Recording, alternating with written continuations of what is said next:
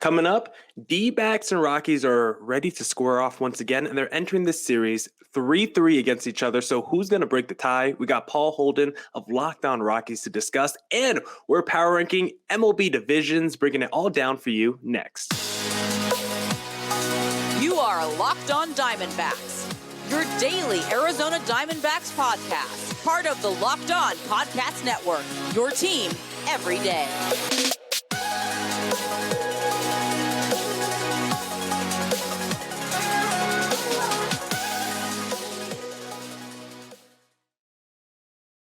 Welcome into the Locked On Diamondbacks podcast, part of the Locked On Podcast Network. Your team every day, listening to who? The always charismatic host of this podcast, Miller Thomas. I'm a multimedia journalist and I'm a graphic designer, so please go check out my website, MillerThomas24.myportfolio.com. On there you can see all my latest work, from my packages to my articles to my photos and my graphic design. If you want to see more content by me, just follow me on Twitter at CreatorThomas24 for my personal account, or just look up Locked On Diamondbacks on both Twitter and Instagram for the podcast handle. And of course, thank you for making Locked On Diamondbacks your first listen every day. Would not be able to do this podcast without you, my loyal listeners, sharing, subscribing, reviewing, doing all that so I could do this podcast for you.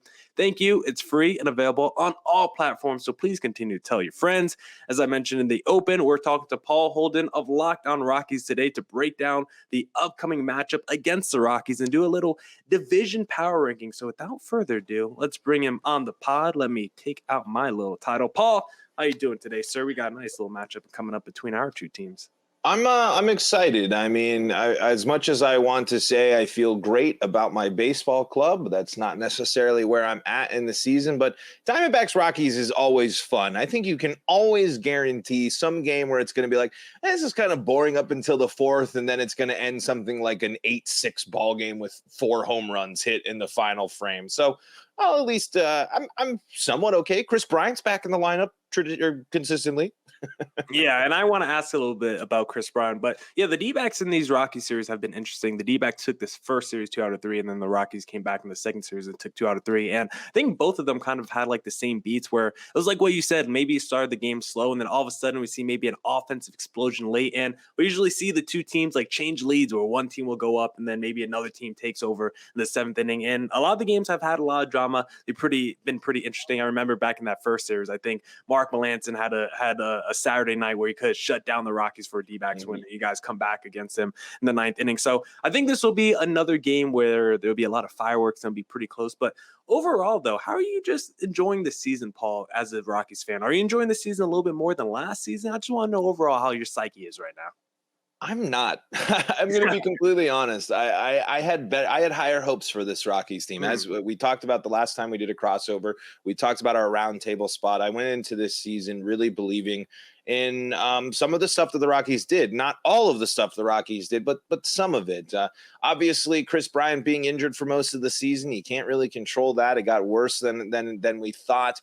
But this Rockies starting pitching staff has really put a damper, and it's headlined by German Marquez, who I thought this was my big, I didn't put it out there too much, but my big, bold, hot take that I wanted to say before the season started was German Marquez was going to throw the next no-hitter in Colorado Rockies history this season, leading to a back-to-back All-Star game appearance for him. And there was a piece in the Colorado Springs Gazette, I think today or yesterday, and it was saying that as my dog loves to get fired up about Rockies pitching talk. But if the season was to end today, 2 Rockies pitchers, German Marquez and Austin Gomber, would finish with their career worst ERAs. And if then behind that, 2 other Rockies starters would finish with their second career worst ERAs in Kyle Freeland and Antonio Senzatella. And now this is a Rockies team that doesn't hit home run. The Rockies have gotten over 40% of their home runs from 2 players this year. The Rockies only have 2 players that have hit more than 10 home runs this season. And while it's been great to see CJ Cron be one of the best first basemen in baseball and Charlie Blackmon still a effective contributor for this Rockies team, I can't help but say there's a lot to be disappointed by. There is still some stuff to be encouraged by the Rockies and enjoy, and you kind of get that. There's still pieces to like, but we're 11 games below 500 fighting a basement war against the Diamondbacks. Is there really anything that's sitting there saying I'm this excited about the Colorado Rockies right now? And I don't think the return of Kris Bryant's enough.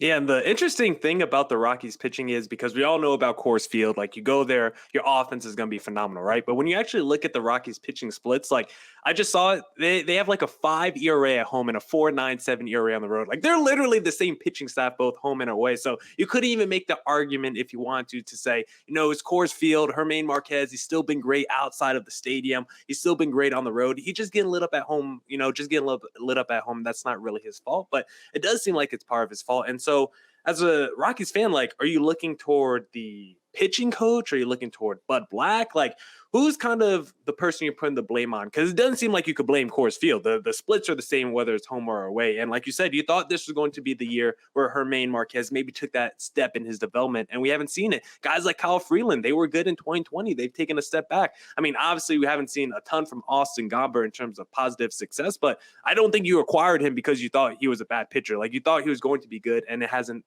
happened either for him. So why do you think this pitching staff has struggled so much? Who do you look at to blame? I think the pitching coach needs to go. I think whatever the status, whatever change, because I think this is a new look for the pitching coaching staff of the Rockies. I think they did make a change, and Bud Black is a pitching first manager. That's this thing. I don't know if Bud Black is the one to hold responsible, but I do have to sit here and say Bud Black's teams have not been the most offensively great teams, and now we're seeing what he's supposed to be a guru at. The pitching has completely fallen apart, and these are all pitchers the Rockies have committed to. Extended Marquez, extended Senzatella, traded their franchise player for Austin Gomber, who was in the bullpen secretly. Like this is a story that I feel like hasn't been talked about enough. The Rockies traded Nolan Arenado for Austin Gomber, and not even 2 seasons later, they've already, if there wasn't an injury to Senzatella, if there wasn't an issue with the rotation, Gomber is already in the bullpen. And that is not what you trade Nolan Arenado for. And my one thing I will say, I think Kyle Freeland's stats are misleading this year in the fact that his defense has let him down in multiple games where they have booted balls, errors.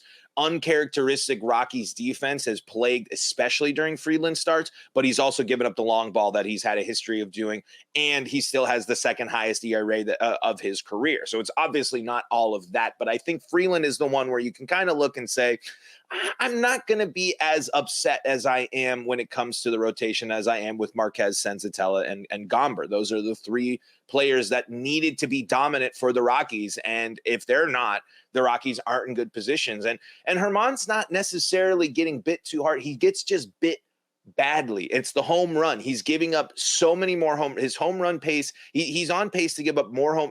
I think I talked about this on my show when I was recording earlier today. If I have the numbers right, and I should look them up, but Germán Marquez has given up, I believe, 17 home runs this year already. In all of 2021, his all-star season, 21 home runs in the entirety of the season. And that even came with a big influx at the end of the season because most of the time he was dominant at keeping batters up. There has been a massive regression for the Rockies pitchers that pitch to contact, like Senzatella and Gomber a little bit as well. They are not getting weak contact. People are blasting Rockies pitching. And even if they're loud, they're outs, but they're loud outs. They are balls in the zone that are getting absolutely hammered, but not enough. They're just missing it or whatever.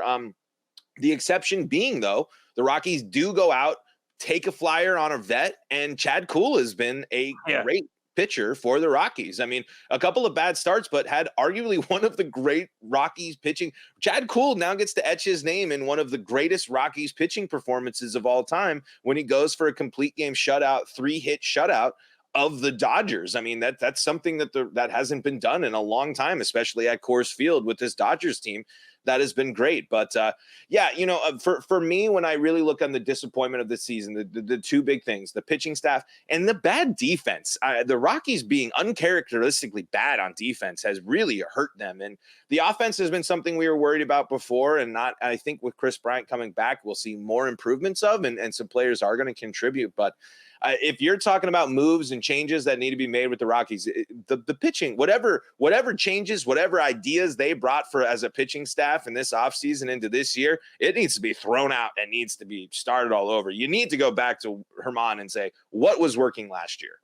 So it doesn't feel like, entering the season because the Rockies, talked a lot about the World Series and being potential, championship contenders. It doesn't feel like this is the final year of Bud Black, but I don't know. Like, do you think this could be a make or break season for Bud Black if the Rockies finish last? I only ask this because if you look at Bud Black's managerial record, he only twice in his 15-year career has he won at least 90 games. He's never won more than 91 games, and he has one postseason win in his entire managerial career. I don't understand how he's been a manager this long. He literally has no track record of success under his belt.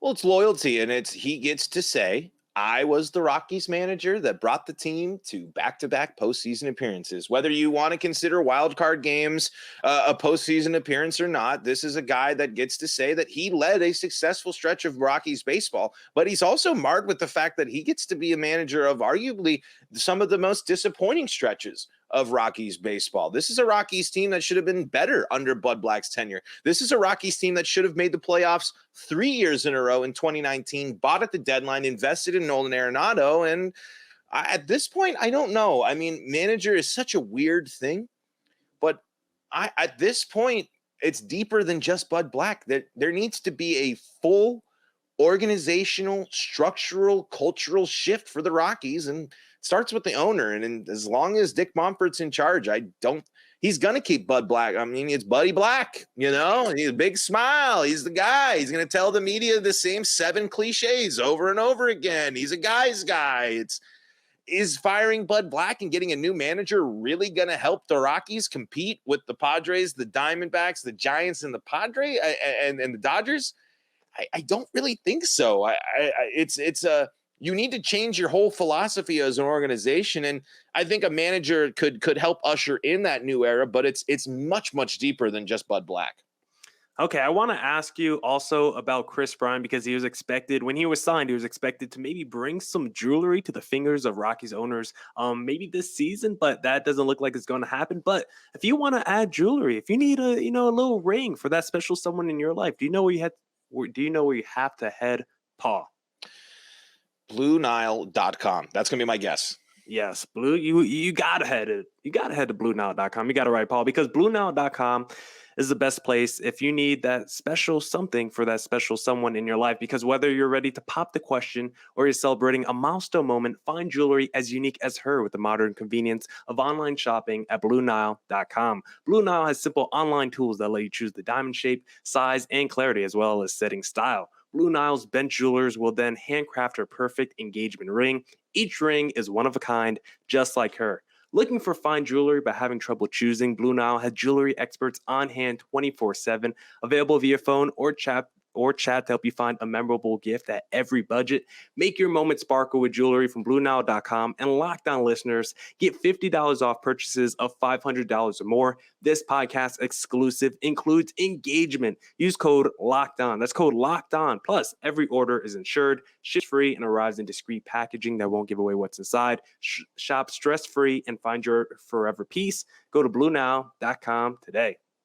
That was a struggle of an ad read, but let's get back into it. Let's talk about the pod and baseball. We're not here to talk about jewelry, but please head to BlueNile.com to get your jewelry if you need something for that special someone in your life. But Paul, right now, that special someone in your life doesn't seem like it's Kris Bryant, because Kris Bryant, the numbers actually aren't terrible for Kris Bryant. I think the numbers that you really don't like to see are probably the games played and just the power department. So what's been up with Kris Bryant? Because I haven't followed him too closely. Why has he played this only 30 games this season? What was up with him earlier in the year? A back injury keeps him out of the lineup for much longer than we thought. And I don't know necessarily diving deeper into what actually caused that injury. It seems to trickle down to sleeping wrong on it. And then comes back, tries to make a stint off the IL, and he was not able. He was pained. It was a painful experience for him, and honestly probably was something that prolonged this experience. But it was a back injury, and what can you do? I think some people in the Rockies Twitter sphere are very critical of Kris Bryant, especially at this. He hits his first home run on July 5th. I even kind of made a tongue-in-cheek comment about it as well. You got to take a little bit of a grain of salt that the health was something. A back injury. Sometimes you got to throw your hands up, and especially he came in and he slept wrong. Basically, what are you going to do there? But the back is a very important part of everything you do in baseball. So it's not one you're necessarily going to be able to rush back or play through if you can't swing a bat. But when we've seen Kris Bryant on the field, yes, the lack of power has been bad, but for this Rockies team, I don't care if Kris Bryant hits a dink dunk single like he has a million times what seems like this season. If it scores runs, I don't care. If there's a runner on third and he drives a weak single over in there, that's fine. But I think now that he hit a home run, and it didn't go far over the wall, but he went yard in the deepest part of Dodger Stadium there for his first home run. That could be a signal to get back. That could be a massive swing for the Rockies. Too little, too late. I don't think the Rockies have to go on an insane stretch and have to dominate the NL West to get their eyes on that third wild card spot. And the Rockies have the second hardest schedule in all of baseball coming up for the rest of the season behind the Red Sox. Basically, the second half of the season is a couple of other games sprinkled in there, but you're playing your division. The Rockies didn't play the division hardly at all in the first half of the season. So you're going to have these stretches like we're seeing now. Dodgers, Diamondbacks, backed up with Dodgers, Diamondbacks, so is Kris Bryant going to be enough to navigate that gauntlet? No, but the Rockies are going to score more runs. Kris Bryant, I have Kris Bryant finishing with a fine 280 batting average, double-digit home runs, solid RBI numbers for his things. I think he's going to contribute, but again, it's not enough, one, and it's a big commitment especially when you look at where you were relatively recently as a team. How are you going to use the strengths of Kris Bryant and build around it? And just by we know that just adding Kris Bryant into this lineup isn't going to change everything, because the Rockies have lost back-to-back games against the Dodgers, and that's the biggest barometer. Can you beat the best in your division? And right now the Rockies have played the Dodgers well this year, but right now it hasn't made a difference in the past two games. So how are you feeling about that commitment to Kris Bryant right now? Are you already having maybe some regrets, or like, let's just keep waiting and seeing because he's been so hurt this year? Or are you like, you know what? That trade deadline's only a few weeks away. We're the last place team in the NL West. Maybe Kris Bryant, while he's still in his prime, has the most value right now. It's a double-edged sword, because Kris Bryant is a great player. He's going to make a great impact, and he committed to the Rockies. He went out, he signed the big deal. He said, I want to play in Colorado. And I think that, again, when he's in the lineup, the Rockies become a much more interesting team. But I'm a broken record, and I do this over and over again. But again, I want the Nolan Arenado, Trevor Story, DJ LeMahieu team that very, very, very much could have been the team of right now, the team that would be playing for at their best, the team that's been playing together for a bit, a prime Rockies team. I think it's too early to sit here and say I have complete Kris Bryant remorse, but it's an 8-year contract for a huge slice of pie. What this tells me, though, and what I want the future of this to be, is the Rockies can no longer hide behind small market. The Rockies can no longer sit here and say that they are on the same par as, say, the Diamondbacks. They are a top 10 team in attendance when they are 11 games below 500. Coors Field is going to have more fans than competitive teams throughout most of the season. And you showed a commitment to say, we're going to sign Kris Bryant to a big deal. We're going to extend Senza, Freeland, McMahon, Diaz, Crone. We're going to spend all this money. Now it's time to beef it up and spend more, because you're making the money and you can attract certain types of players to come in. The bigger free name, if you can get Kris Bryant to come to Colorado, why can't you get XYZ to come to Colorado to beef up it if you really want to buy? And if you really want to say that you're going to contend, because the narrative is not going to work for Rockies fans. True Rockies fans know that this team is not competitive right now. True teams know that the Rockies are not avoiding a rebuild or all this stuff. We're not blind. This is not a team that's poised to win. There's interesting pieces in the farm system, sure, but who's going to pitch? Where's your depth? This year has exposed the starting pitching in a huge way. So how are you going to improve on that? And again, doubling down, locking in, and going into the trade deadline as the Rockies and not selling is a bad move. There's no reason why the Rockies shouldn't try to build around Kris Bryant still being there, but your other exciting pieces, because this team right now isn't going to the Dodgers and all these other teams are far and away a better club. And if you're not going to, if you believe you're a draft and develop team, then you got to sell at this deadline and get the haul, because now you have multiple pieces. You're in another situation for the Rockies where you have an interesting trade deadline where you can have multiple pieces that you could move on from and get a haul from. I actually just did a crossover with Locked On MLB Prospects, and Lindsey Crosby thinks that CJ Cron can get you, if you're going after someone like into Tampa Bay, you might be able to get their third best prospect, a pitcher there for someone like CJ Cron.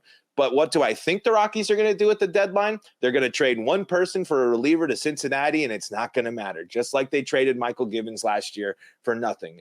And it's so the Rockies have so much work to do as a front office organization, which I think is almost a bigger deal than the product on the field. Yeah, and I don't think you want to be. I think the Rockies will probably be sellers at the deadline, but I don't think you guys are going to be the whole blow it up team where you're trading the Blackmans and all those guys. Like if you trade CJ Cron, I think that would be a huge pivot point in that Rockies, it's the Rockies finally admitting and folding on a season, something they've never done in their entire history as a franchise. But this is the season to do it. You have all these interesting contracts. You're not long committed. As much as as great as CJ Cron has been, you have Eliuris Montero up with the team. You one of your top prospects. And what are you expecting him to play when it's at the big league level? First base. So you're 11 games below 500. Send him out there every day as the everyday first baseman and beef up your pitching staff and beef up your prospects for your pitching that you desperately need. Because what good is CJ Cron hitting 35 home runs and 100 RBIs for a 12 game below 500 Rockies team at the end of the year? And I remember the point I was going to say now. You said you made a point about the small market, about how like it shouldn't matter because the Rockies are top 10 in attendance. I've made this point a lot on my podcast. Like the whole small market idea is just a fallacy in baseball more than like any other sport. Like in basketball, sure, but in baseball, it's more of an owner with a small market mentality. Because if you got an owner who's willing to spend, pretty much free agents have shown we are willing to go anywhere as long as you're going to give me the bag. We saw it with Kris Bryant. We saw it with Carlos Correa. If you have a team willing to spend the money, you can attract free agents. It's just whether or not you have the owner willing to spend the money. And teams like the Rockies, teams like the D-backs usually have very cheap owners who are not willing to spend the money. So I think really baseball needs to bring in owners who are willing to spend the money and put the best product on the field, because I think that's why we had this whole lockout and things, because players are like, we want to be paid fairly, and we want to be able to play. Like, we don't want all this service time manipulation. That's what these front offices were doing, because they're such cheapskates that they're trying to push down contracts further down the line and kick the can as long as possible. So I think baseball needs to get better owners in the sport, because there's no small markets. It's only owners with small market mentalities.